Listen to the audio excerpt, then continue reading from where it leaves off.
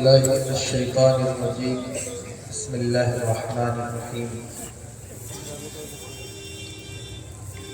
قل هل يستوي الذين يعلمون والذين لا يعلمون صدق الله العلي العظيم وبلغنا رسوله النبي الأمين الكريم ونحن على ذلك من الشاهدين والشاكرين والحمد لله رب العالمين.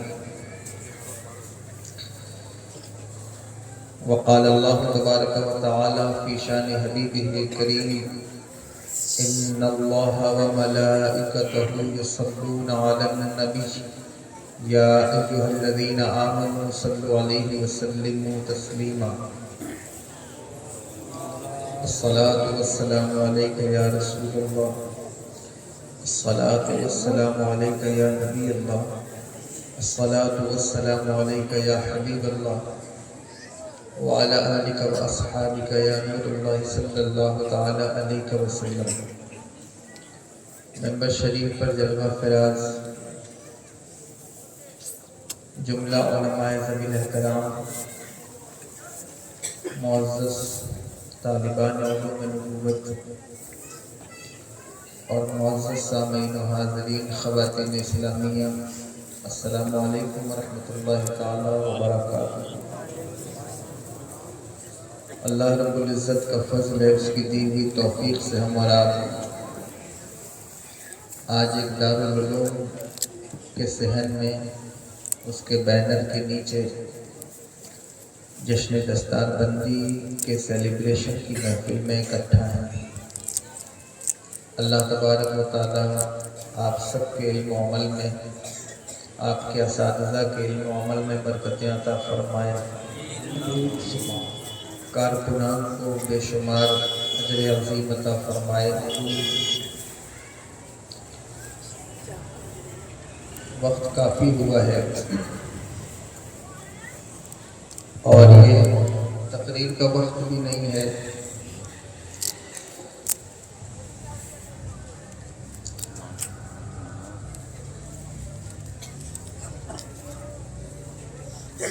کچھ باتیں آپ سے، طلبہ سے عرض کر دینا چاہتا ہوں کیونکہ آپ فارغ التحصیل ہیں. آپ کو ابھی آگے بہت سی منزلیں طے کرنا ہے. عوام پتہ نہیں ان کو میری زبان کی انڈرسٹینڈنگ ہے کہ نہیں ہے، لیکن جہاں تک مجھے امید ہے کہ کچھ باتیں ان کو بھی ضرور سمجھ میں آئیں گی.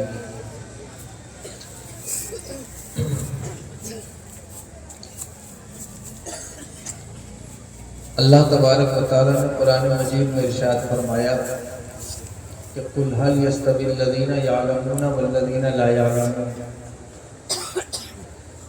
کبھی بھی عالم اور جاہل برابر نہیں ہو سکتے.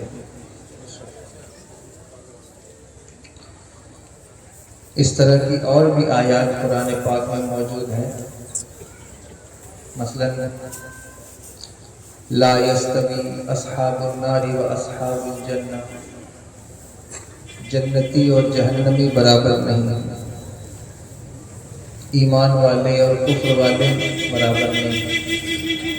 صرف جو طلبہ ہیں وہی بات سنیں توجہ سے. آپ سن رہے ہیں کہ سمجھ میں آ رہا ہے؟ آپ تو اردو سمجھتے ہیں، آپ بھی سمجھتے ہیں یا نہیں؟ آپ لوگ سمجھتے ہیں. عالم اور جاہل برابر نہیں ہے. قرآن ایسی کتاب ہے جس نے دنیا کے سارے فرق مٹائے ہیں. کوئی بڑا نہیں، کوئی چھوٹا نہیں، کوئی امیر نہیں، کوئی غریب نہیں، کوئی گورا نہیں، کوئی کالا نہیں. درس مساوات دیا ہے، لیکن سارے فرق مٹا کر کے قرآن نے کہا کہ عالم اور جاہل برابر نہیں ہو سکتے. جاہل اور عالم میں فرق یہ ہے کہ جاہل ہمیشہ اوپری چیزوں کو دیکھتا ہے، انسٹنٹ مفاد، فوری فائدہ. اور عالم ہمیشہ اس کی نظر گہری ہوتی ہے، وہ دور کا فائدہ دیکھتا ہے۔ عام طور پر جو چیز کسی کو دکھائی نہیں دیتی وہ علماء کو دکھائی دیتی ہے۔ اگر یہ کیفیت آپ کی نہیں ہے ابھی تک تو آپ عالم بننے کی کوشش کیجیے کہ آپ عالم بنیں۔ مدرسے آپ کو عالم بننے کا طریقہ بتا دیتے ہیں کہ آپ عالم اس طریقے پر چل کے بن سکتے ہیں۔ عالم وہی بنے گا جو آگے اس طریقے پر چلے گا، پڑھے گا، مطالعہ کرے گا۔ جس نے اپنی زندگی میں فل اسٹاپ لگا لیا اور ساری سیلیبریشن اس نے ایک ہی دن سیلیبریٹ کر لیا کہ میں فارغ ہو گیا، وہ عالم نہیں بن سکتا۔ بری تو نہیں لگ رہی میری بات؟ سمجھ رہے ہیں یا نہیں؟ وہ عالم نہیں بن سکتا۔ حضور نے ارشاد فرمایا اپنے صحابہ سے، اے میرے صحابہ، تمہارے اندر دین کو سمجھنے والے زیادہ ہیں اور دین کو سمجھانے والے کم ہیں۔ کثیر فقہاؤہ وقلیل خطباؤہ۔ تمہارے ہاں صحابہ سے کہا کہ تم میں دین کو سمجھنے والے زیادہ ہیں اور سمجھانے والے کم ہیں۔ اگر آسان ترجمہ کریں اس کا مطلب یہ کہ تم میں فقیہ زیادہ ہیں، خطیب کم ہیں۔ سمجھ رہے ہیں؟ فرمایا ایک زمانہ ایسا آئے گا جس میں دین سمجھانے والے زیادہ ہوں گے اور دین کو سمجھنے والے کم ہو جائیں گے۔ یعنی خود ان کو دین سمجھ میں نہیں آئے گا لیکن وہ دوسروں کو دین سمجھانے چلیں گے۔ جو خود دین کو نہ سمجھ سکے، جس کو فہم دین نہ ملے، وہ دوسروں کو دین کیسے سمجھائے گا؟ مثلا اور کسی سے میں یہ بات نہیں کر رہا ہوں، صرف آپ سے کر رہا ہوں۔ اگر آپ دین کو نہ سمجھ سکیں، کوشش نہ کریں، ایفرٹ نہ کریں، آپ دوسروں کو کیا ہی دین سمجھائیں گے؟ آپ پہلے خود دین کو سمجھیے، دین کو جانیے۔ دین کا فہم یہ اللہ کا فضل ہے، بہت بڑا فضل ہے، سب کو نہیں ملتا۔ کتنی بھی بڑی یونیورسٹی سے فارغ ہو جائے، اشرفیہ سے فارغ ہو، ازہر سے فارغ ہو، بغداد سے، کیمبرج سے، کہیں سے فارغ ہو، ضروری نہیں کہ اسے دین کا فہم ملا ہو۔ لیکن ایک آدمی کوئی گاؤں کے چھوٹے مدرسے سے، دارالعلوم سے فارغ ہے، لیکن اللہ کا فضل اس کے اوپر ہے، اسے دین کا فہم مل جاتا ہے۔ ایسا ہوتا ہے، اور وہ اس کی زندگی میں، اس کے چال چلن میں، اس کی تنظیمات میں، اس کی تقریبات میں، اس کی خدمات میں، اس اپیرنس کو آپ محسوس کریں گے، اس کو آپ دیکھیں گے کہ یہ آدمی دین سمجھنے والا ہے اور یہ آدمی دین کی فہم سے کوڑا ہے، کچھ نہیں ملا اس کو۔ سمجھ رہے ہیں؟ آ رہی بات سمجھ؟ ایسا ہوتا ہے، دین کو سمجھنے والے کم لوگ، اور لوگ دین کو سمجھنا بھی نہیں چاہتے، اسی لیے ہمارے یہاں خطیب زیادہ بنتے ہیں۔ مثلا آپ مجھ کو بھی سمیٹ لیں، میں اپنے آپ کو باہر کر کے نہیں یہ بات کرتا، خطیب آپ کو زیادہ ملے گا، نقیب آپ کو زیادہ ملے گا، شاعر جس کو شین کا تلفظ بھی نہیں پتا تو وہ شاعر ہے۔ برا مت مانیے گا، میں کسی کی تذلیل نہیں کر رہا، یہ آپ بیٹھے ہیں سامنے تو آپ سے چند باتیں کر لے رہا ہوں، ورنہ وقت زیادہ ہوا ہے اور ہم لوگوں کے ساتھ مسئلہ یہ ہے کہ اتنی دیر اسٹیج میں بیٹھ نہیں پاتے۔ وجہ یہ ہے کہ خطابت ہمارا پیشہ نہیں ہے۔ اسٹیج پر جتنی دیر بیٹھتے ہیں کوشش ہوتی ہے کہ باوضو بیٹھیں، سلیقے سے بیٹھیں، کوئی بوریت محسوس نہ ہو، لیکن اب وقت زیادہ ہوا ہے اس لیے تقریر کچھ نہیں کر سکوں گا میں، لیکن چند باتیں میں آپ سے ضرور کروں گا۔ اگر میں آپ سے بھی باتیں کیے بغیر چلا گیا تو مجھے یہ یہاں آنا کھل جائے گا، اس لیے چند باتیں آپ سے کر رہا ہوں کہ جس کو کچھ بھی نہیں پتا وہ خطیب ہے، وہ شاعر ہے۔ ہماری قوم میں مصنف پیدا ہونا بند ہو گیا، مدرس پیدا ہونا بند ہو گیا، مدرس نہیں ملے گا کوئی، مصنف نہیں، اور اگر ہے بھی تو اب چیزوں کے معاملات دین کے مفاد کو سامنے رکھنے کے بجائے ذاتی مفاد کو سامنے رکھنا ہو گیا ہے۔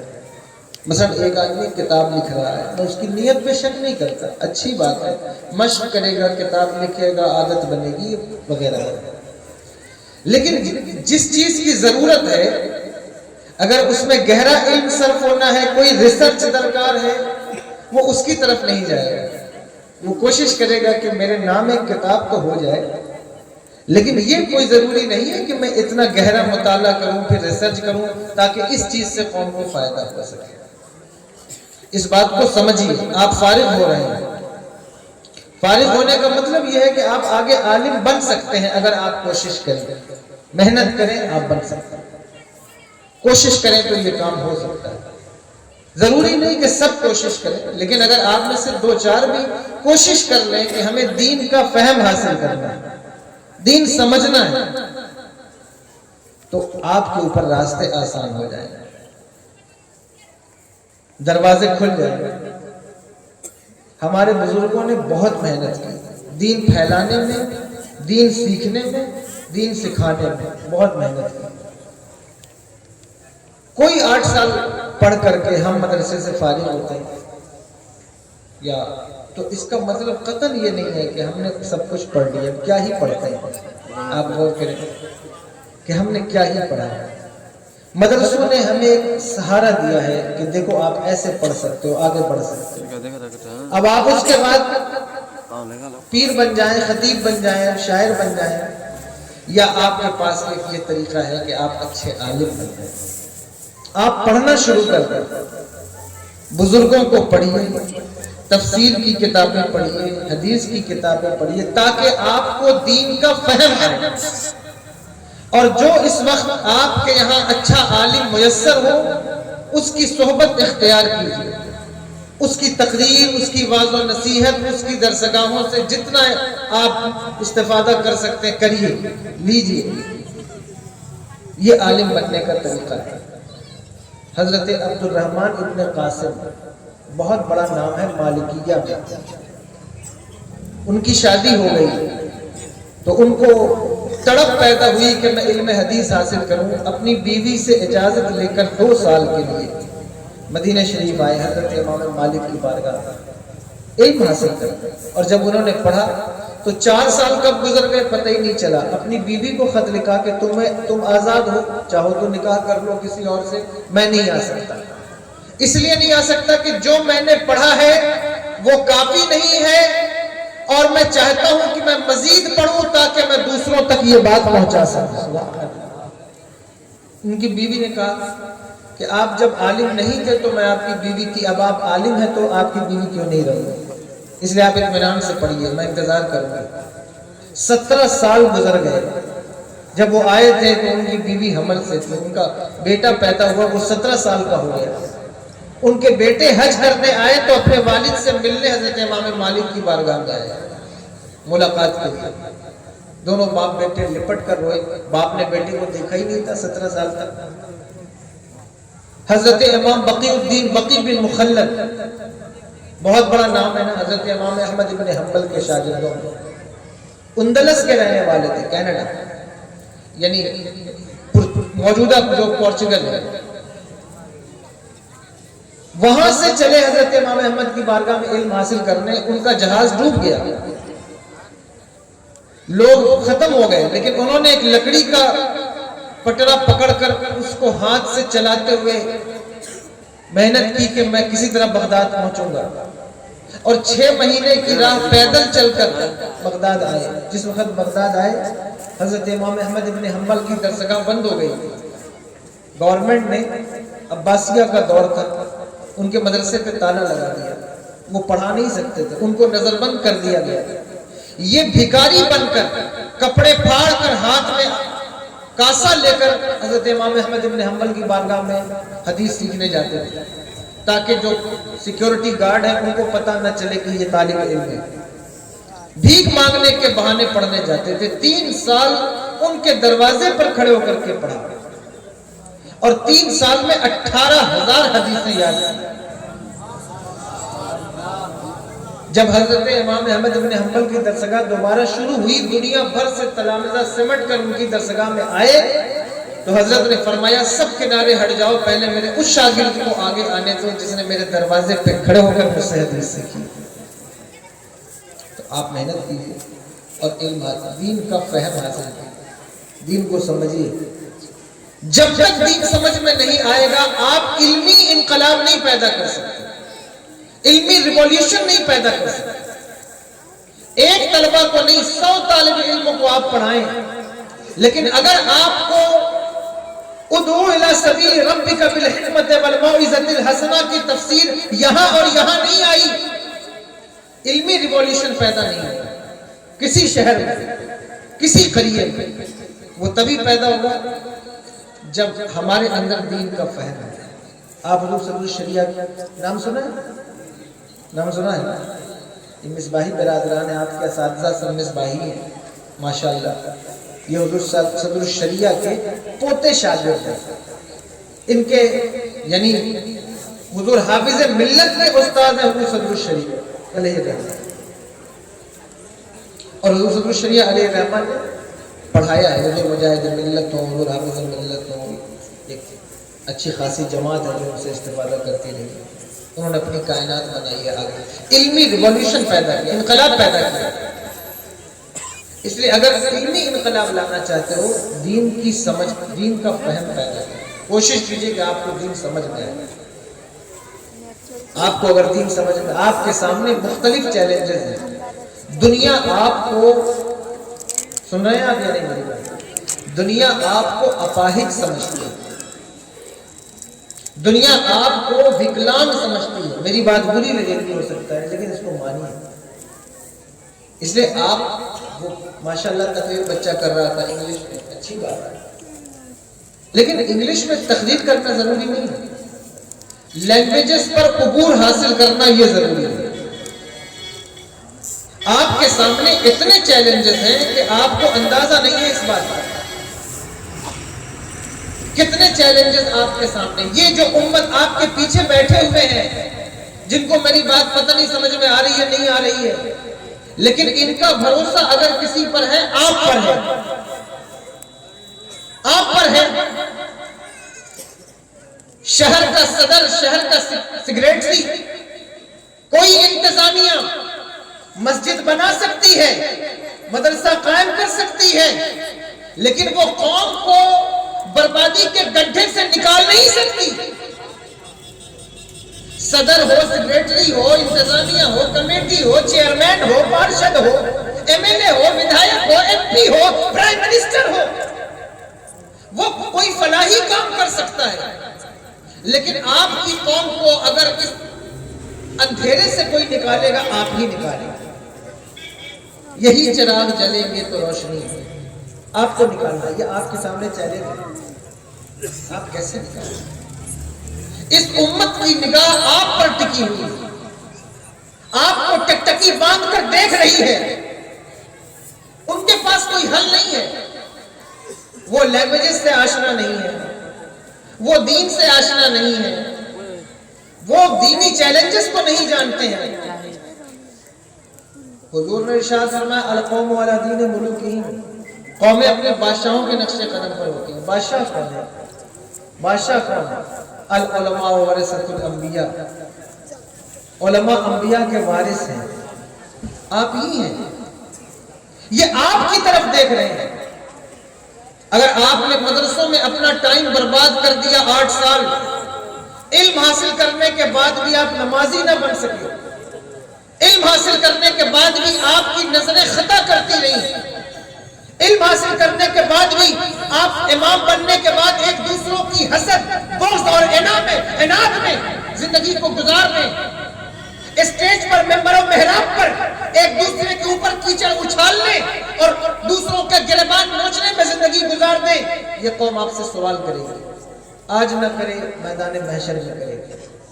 آپ اس لیے نہیں ہے کہ آپ خطیب بن جائیں، پیر بن جائیں، کوئی شاعر بن جائیں اور 10-20 روپے 50 روپے کے لیے آپس میں لڑتے پھریں. نہیں، آپ قوم کا مستقبل. یہ قوم آپ کی طرف دیکھ رہی ہے کہ یہ وہ لوگ ہیں جن کے سر پر علماء ورثۃ الانبیاء کا تاج رکھا گیا ہے. یہ وہ لوگ ہیں جو ہمیں مصیبت سے نکالیں گے، پریشانیوں سے نکالیں گے. قوم کے چہرے پر اس وقت جو مار ہے وہ کیسی زبردست ہے. ذلت کی، بے دینی کی، بدعملی کی. کتنے موضوعات ہیں جنہیں آپ کو فیس کرنا ہے، لیکن اگر آپ عمل کے عصے کے بغیر خدمت خلق کے لیے آئے کامیاب نہیں ہو سکتے. اس لیے بہت ضروری ہے. یہ چند باتیں میرے ذہن میں مستحضر تھی، میں نے عرض کر دی. بہت ضروری ہے کہ آپ فائدہ دیکھو. آخری بات اس زمرے کی عرض کر دوں یا نہیں؟ آپ کو اللہ نے جو پاور دیا ہے وہ دنیا میں کسی امت کو، کسی قوم کو نہیں ملا. کنتم خیر امت اخرجت للناس تأمرون بالمعروف وتنہون عن المنکر وتؤمنون باللہ. یہ آیت آپ نے پڑھی ہوگی، جلالین پڑھ کے آئے. کنتم، تھے تم. یہ کیا ہے؟ کانا یکون. اگر کوئی قرینہ سابقہ نہ ہو کس پر دلالت کرتا ہے؟ ماضی پر کرتا ہے. تھے تم بہترین امت اخرجت للناس، تمہیں نکالا گیا ہے کس لیے؟ للناس. للناس میں جو لام ہے نا یہ استغراقی ہے، سمجھ رہے ہیں؟ اور الناس میں بھی ایک لام ہے، سمجھ رہے ہیں؟ انکلوسیو، اس کو کہتے ہیں لام انتفاعی، فائدہ دینے والا. اس کا مطلب کیا ہے؟ اس کا مطلب یہ ہے کہ اس امت کو جو پاور ملا ہے فائدہ دینے میں وہ کسی امت کو نہیں ملا. میں اپنے دل سے یہ بات نہیں کہتا. قاضی اسلام اللہ پانی پتی مذہبی رحمۃ اللہ تعالیٰ علیہ تفسیر مذہبی میں لکھتے ہیں رجال هذه الامة اکثر ارشادا واقوى تاثیرا فی الناس بالجذب الى اللہ سبحانہ وتعالی. اس امت کے رجال کو، رجال سے مراد مردان حق کو، اس امت کے علماء کو اللہ نے جو اختیار دیا ہے، ان کے پاس جو قوت کشش ہے وہ دنیا کی کسی قوم کے پاس وہ قوت کشش نہیں، کسی امت کے پاس وہ قوت کشش نہیں. آپ جتنا لوگوں کو اٹریکٹ کر سکتے ہیں، آپ جتنا لوگوں کو اپنی طرف کھینچ سکتے ہیں، آپ جتنا لوگوں کو اپنی طرف جمع کر سکتے ہیں، آپ جتنی تبلیغ کر سکتے ہیں، دنیا کی یعنی کسی امت میں ایسے مرد موجود نہیں جو یہ کام کر سکتے. دلیل دوں؟ ایک اکیلا مرد قلندر ہندوستان کی زمین پر قدم رکھے تو 90 لاکھ لوگوں کو اپنے دامن کرم سے وابستہ کر دے. یہ مثال اگر انبیاء کی زندگی میں ملی ہو تو مجھے بتاؤ. میں انبیاء کا گستاخ نہیں معاذ اللہ، لیکن امت محمدیہ کے رجال کی فضیلت میں یہ بات ہے. یہ کتنی بڑی بات ہے. شہزاد الزام کے اندر ابن احمد حنبلی نے لکھا ہے غوث الاعظم کی محفل میں، ایک محفل میں 50 ہزار یہودی ایمان لاتے تھے. 50,000 یہودی مطلب اگر 1 کروڑ مشرک ایمان لائے نا تو یہ چھوٹی بات ہے، تو 50,000 یہودی ایمان لائے یہ بڑی بات ہے. یہ وہ قوم ہے جس کے بارے میں حضور نے فرمایا اگر تمہارے پاس صدقہ دینے کو پیسہ نہ ہو فَلْيَلْعَنِ الْيَهُودُ، تم یہودیوں پر لعنت بھیج دو تمہارا صدقہ ادا ہوگا. وہ قوم تو یہ اس امت کا پاور، اس کو آپ محسوس کریں. اگر وقت ہوتا تو میں اس پر گفتگو کرتا ہوں. گفتگو تو بے ترتیب ہے، یعنی اس میں کوئی سلیقہ نہیں ہے، اس وقت ہو بھی نہیں پائے گا، لیکن آپ اس بات کو غور کریں. کہ آپ کے پاس وہ پاور ہے. جو چیلنجز آپ کو ہیں ان کو آپ سمجھیے اور دیکھیے کہ آپ کیا کر سکتے ہیں قوم کے لیے. اس میں 2-3 باتیں یاد رکھیں. سب سے پہلی بات، اللہ والوں کے مشائخ کے گستاخ مت بنیے. یہ مدرسے کے بچوں کو شوق چڑھا ہے. یہ شوق کس نے چڑھایا ہے اس کو بیان کرنے کا وقت نہیں ہے. کہ جیسے ہی مدرسے سے نکلتے ہیں ان کو سب سے پہلے جو انسان برا لگتا ہے وہ پیر ہے. کہ پیر بہت بری چیز ہے، شیخ بری چیز ہے. یہ 8 سال محنت ہم نے کی ہے، ہاتھ پیر صاحب کا چوما کیوں جا رہا ہے، سید صاحب کا ہاتھ کیوں چوما جا رہا ہے. یہ چیزیں پیدا ہو جاتی ہیں علم کے ساتھ، بعض اوقات ایسا ہوتا ہے. لیکن یاد رکھو یہ جو پیچھے لوگ بیٹھے ہیں نا، ان کو پیر کی اتنی ضرورت نہیں جتنی تمہیں پیر کی ضرورت ہے. پیر کی ضرورت دراصل علم والوں کو ہے. وہ جاہل لوگ ہیں جو کہتے ہیں پیر کی ضرورت نہیں. جو عالم ہوگا اسے پیر کی ضرورت ہے. مولوی ہرگز نہ شد مولائے روم، تا غلام شمس تبریزی نہ شد. مولوی اس وقت تک مولا نہیں بنتا، مولائے روم نہیں بنتا جب تک اسے کوئی شمس تبریز جیسا شیخ کامل نہ مل جائے. جو پیر کی ضرورت کو محسوس کرے اسے محبوب الہی کہا جاتا ہے. جو پیر کی ضرورت کو محسوس کرے، چلو یہ صوفیہ کی جماعت ہے، علماء کی جماعت میں دیکھو، جو پیر کی ضرورت محسوس کرے اسے امام شافعی کہا جاتا ہے. جو پیر کی ضرورت محسوس کرے اسے امام فخر الدین رازی کہا جاتا ہے. امام فخر الدین رازی، ان کی تفسیر ہے تفسیر کبیر. میرے جیسے کم علم انسان سے اگر کوئی پوچھے کہ کوئی چوٹی کی تفسیر کے نام بتائیے 2-4، تو شاید میں پہلے نمبر پر تفسیر کبیر کو رکھوں. امام فخر الدین رازی، ان کی عمر تھی 49 ایئر، 49 سال. وہ آئے مکہ شریف، تو مکہ شریف میں ایک اللہ والا جس کی عمر محض 30 سال ہے، دنیا اسے شیخ اکبر محی الدین ابن العربی کہتی ہے رضی اللہ تعالیٰ عنہ. وہ مکہ شریف میں خانہ کعبہ کے غلاف کے سائے میں بیٹھ کر فتوحات مکیہ لکھ رہے ہیں، اپنے مشاہدات و واردات کو نوٹ کر رہے تھے. تو امام فخر الدین رازی آئے. وہ بہت بڑے امام تھے، مفسر اتنے بڑے. مکے میں شور ہو گیا کہ آج امام صاحب آئے ہیں. جیسے ہی خانہ کعبہ میں آئے لوگ اٹھ کر ملاقات کے لیے گئے. شیخ اکبر ان سے عمر میں چھوٹے ہیں لیکن ملاقات کے لیے نہیں گئے. تو امام فخر الدین رازی کی نظر پڑ گئی. فرمایا یہ کون ہے جو مجھ سے ملاقات کے لیے نہیں آئے؟ لوگوں نے کہا پتہ نہیں، ایک نوجوان ہے دن رات لکھتا رہتا ہے. امام فخر الدین رازی کی زبان سے نکلا، ایسے لوگ جو علماء کا احترام نہیں کرتے وہ کل انعام ہوتے ہیں. جیسے یہ جملہ کہا شیخ اکبر کی نظر اڑ گئی اور امام فخر الدین رازی کی آنکھوں میں آنکھیں ٹکرا گئی. چلے گئے. دوسرے دن صحن کعبہ میں ممبر لگا کہ امام فخر الدین رازی تقریر کریں گے، اور وہ ممبر پر آئے. اس وقت بھی شیخ اکبر بیٹھ کر لکھ رہے ہیں، لیکن امام فخر الدین رازی چاہتے ہیں کہ کچھ بولے، زبان سے کچھ نکلتا ہی نہیں. جب نہیں نکلتا پریشان ہو گئے کہ یا اللہ یہ سارا علم گیا کہاں، ہوا کیا؟ سمجھ میں آیا کہ شاید میں نے اس نوجوان کی کوئی بے ادبی کر دی.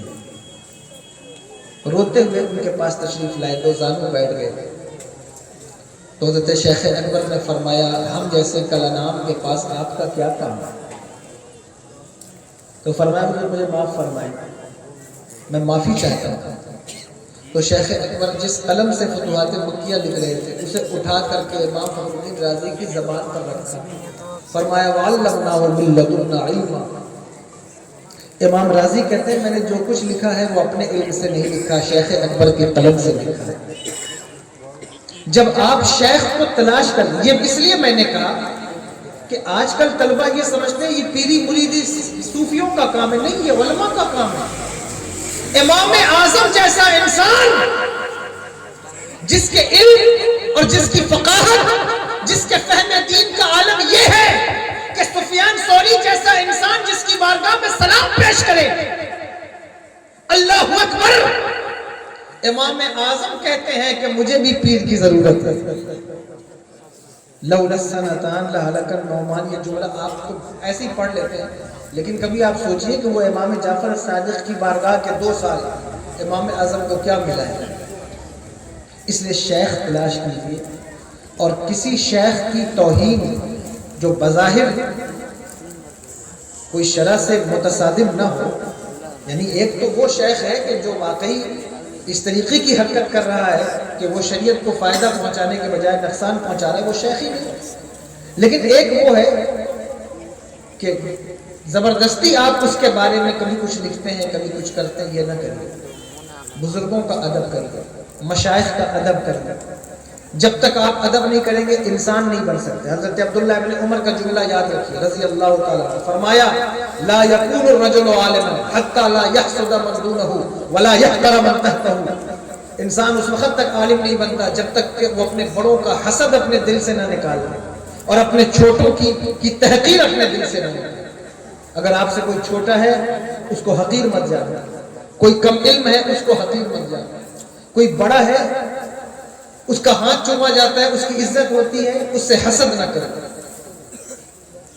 اس لیے کہ اللہ مرتبہ دینے والا ہے، اللہ نے مرتبہ دیے، جی لگا کر کے پڑھیے، محنت سے پڑھیے۔ اب تو اتنا آسان ہے، ساری کتابیں نیٹ پر موجود ہیں، انٹرنیٹ سے آپ کتابیں نکالیں، مطالعہ کریں، مطالعے کی عادت یہی آپ کو عالم بنائے گی، کامیاب کرے گی، اور آپ وہ امت کے افراد ہیں کہ آپ تھوڑی سی محنت کریں، دوسرے لوگ دن رات محنت کریں، وہاں نہیں پہنچ سکتے جہاں آپ پہنچ جائیں گے۔ یہ معمولی چیز نہیں ہے، بہت بڑی چیز۔ میں اکثر تقریروں میں کہتا ہوں، آپ نے شاید سنا ہوگا، انٹرنیٹ پر میری تقریریں ہیں اس عنوان سے کہ جو بچے آئی ایس کی تیاری کر رہے ہیں، پی سی ایس کی تیاری کر رہے ہیں، جنہوں نے نیٹ کوالیفائی کیا ہے یا مختلف شعبہ جات میں، میڈیکل میں، یا وہ بزنس کی طرف آئے ہیں، جو کچھ بھی کر رہے ہیں، مدرسے کے طلبہ اگر ان کی آدھی محنت بھی کر دیں تو میں خدا کی قسم منبر پر بیٹھ کر کہتا ہوں کہ وہ دنیا کی قومیں پیچھے کھڑی ہوں گی، آپ ان کے آگے کھڑے ہوں، آپ ان کے آگے کھڑے ہوں۔ آپ نے کبھی آئی ایس کی پریپریشن کرنے والوں سے ملاقات کی ہے؟ کبھی پوچھا ہے کہ وہ کون سی تیاریاں کرتے ہیں؟ کبھی پوچھ کر دیکھیے۔ جو بندہ قطبی حل کر کے آیا ہو، جو سراجی پڑھ کر آیا ہو، اس کے لیے آئی ایس کی تیاری کوئی مشکل کام نہیں۔ یہ میں ذمہ داری سے کہہ رہا ہوں، محنت کر کے دیکھو، تمہارے لیے کوئی راستہ مشکل نہیں ہے۔ جس نے 30 پارے قرآن کے یاد کر لیے،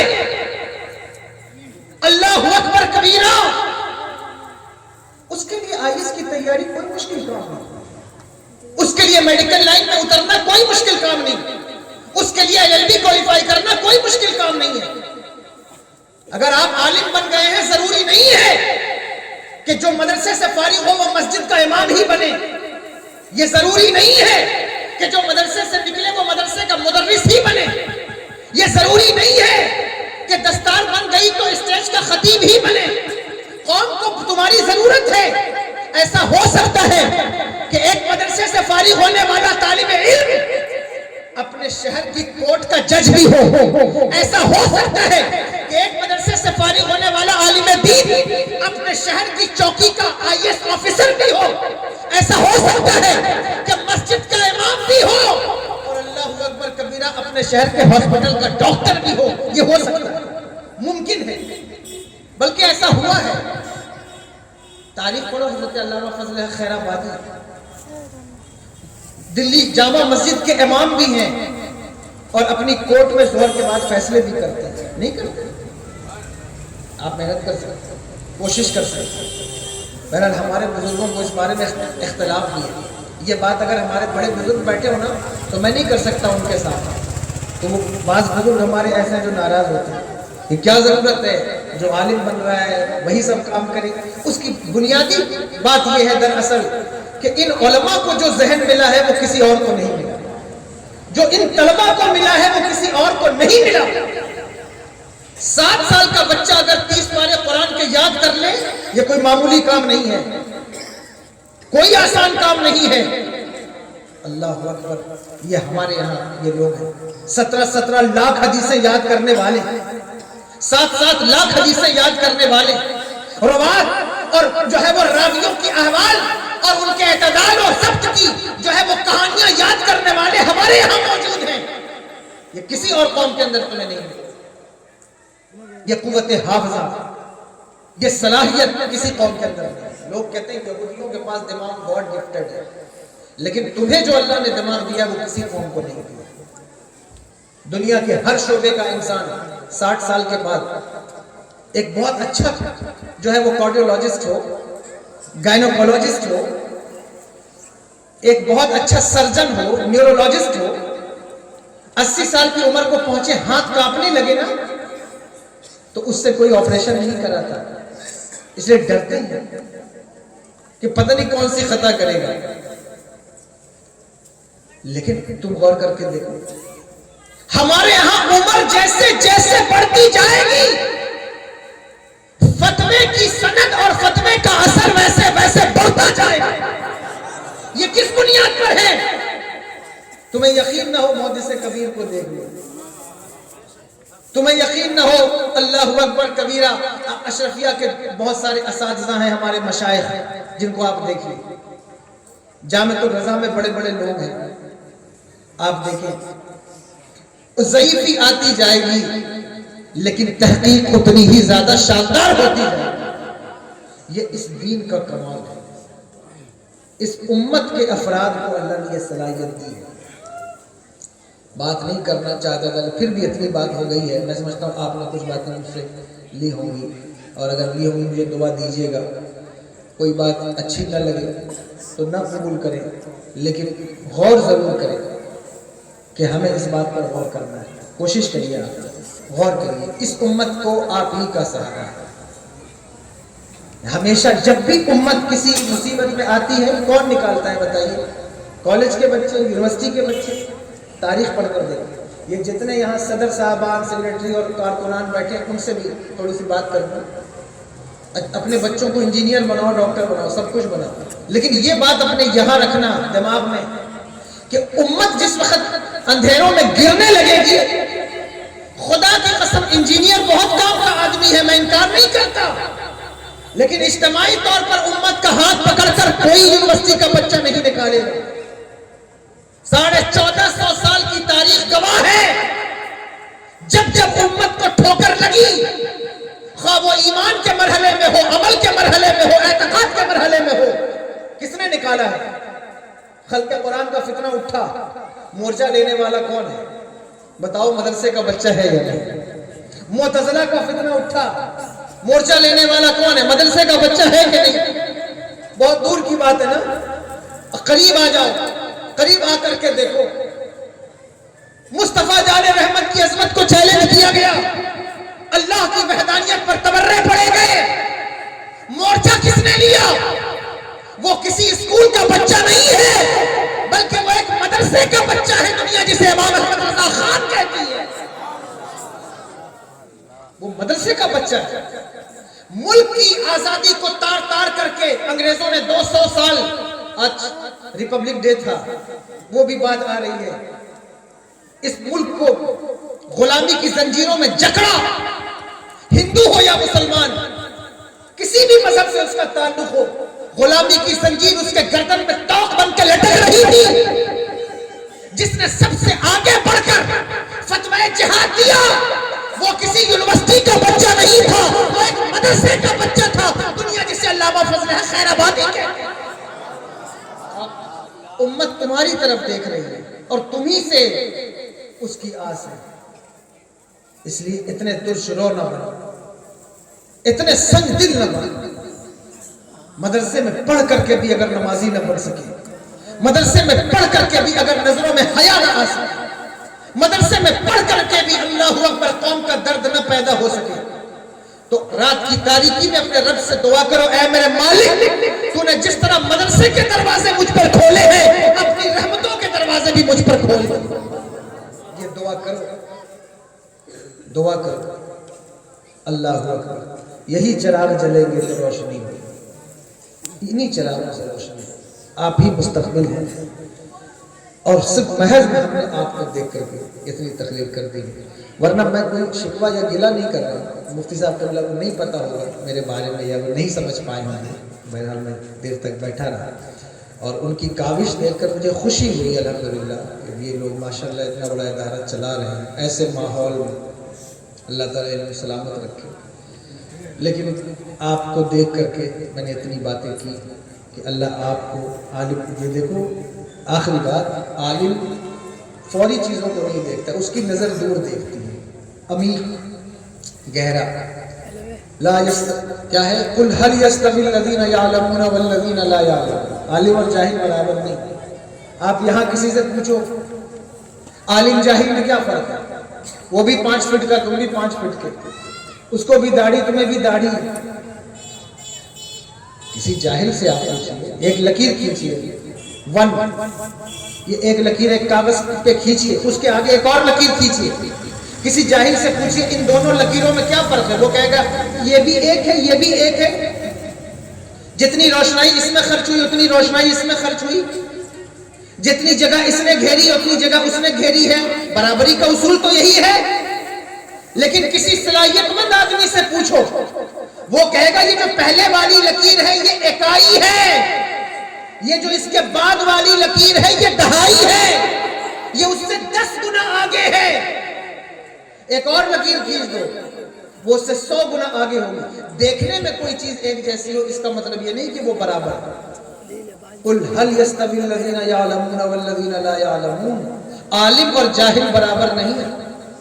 دنیا میں ہو سکتا ہے وہ ایک ساتھ بیٹھ جائیں، وہ ایک ساتھ کھڑے ہو جائیں، ایک مقام پر آ جائیں، لیکن عالموں کی منزل الگ ہے اور جاہلوں کی منزل الگ ہے. اس لیے عالم بنیے، ان پڑھ نہ، پڑھے لکھے بنیے. دنیا آپ کو برباد کرنا چاہتی ہے. اے آئی کا فتنہ اس وقت ایسا زبردست فتنہ ہے. اگر آپ تھوڑی سی بھی محنت کریں، کتابوں کو پڑھیں، اپنے بزرگوں کو حدیثوں کو پڑھیں، تو آپ کو پتہ چلے گا کہ ہم قیامت کے کتنے قریب ہیں. یہ آرٹیفیشیل انٹیلیجنس اے آئی کا یہ سیکنڈ لیول ہے جو ہمارے سامنے ہے. اس کا 40واں ورژن آتے آتے دجال آ جائے گا. یہ میں میری اپنی بات ہے، اس کو کوئی قول فیصل مت مانیے، لیکن یہ فتنے ہمارے سامنے ہیں. ہمیں ان سے نپٹنا ہے. علم کی ضرورت ہے، بزرگوں کو پڑھنے کی ضرورت ہے، اللہ والوں کی چوکھٹ پر آنے کی ضرورت ہے، ان سے استفادہ کی ضرورت ہے. اپنے بزرگوں سے حسد نہ کرو، ان کے عیب مت تلاش کرو، بلکہ جو بزرگ ہیں ان کی تعظیم کرو، اپنے اساتذہ کی تعظیم کرو، عزت کرو. جتنا زیادہ آپ باحیا ہوں گے، با ادب ہوں گے، اتنا ہی زیادہ آپ کامیاب ہوں گے. جو جتنا بے ادب ہوتا ہے وہ اتنا ہی بدنصیب ہوتا ہے، اور جو جتنا مؤدب ہوتا ہے وہ اتنا ہی زیادہ کامیاب ہوتا ہے. اس لیے مؤدب بننا. یہ دور کا فتنہ ہے آپ کو بے ادب بنانا. لوگ سیلف کانفیڈنس کے نام پر، اویئرنیس کے نام پر بچوں کو بے ادب بنانا نہیں. کانفیڈنس الگ چیز ہے، ادب الگ چیز ہے. ادب سیکھیں. ادب دولت کے پیچھے بھاگنا اور دولت کی وجہ سے مایوس ہونا. باب العلم کا قول یاد کرو، ردینا قسمتا جباری فینا لنا علم وللجہال مال فإن المال يفنى عن قریب وإن العلم يبقى لا يزال. ہم اللہ کی تقدیر پر راضی ہیں. اللہ نے ہمیں علم دیا ہے، جاہلوں کو مال دیا ہے. مال عن قریب فنا ہو جائے گا، لیکن علم فنا ہونے والی چیز نہیں ہے. اس لیے علم کی طرف محنت کیجیے. لمبی بات میں نے کر لی. اللہ سے دعا ہے میرے بولنے میں کوئی غلطی ہو گئی ہو اللہ معاف فرمائے. استغفر اللہ ربی من کل ذنب واتوب الیہ. اشہد ان لا الہ الا اللہ واشہد ان محمد عبدہ ورسولہ وما علیہ الا البلاغ.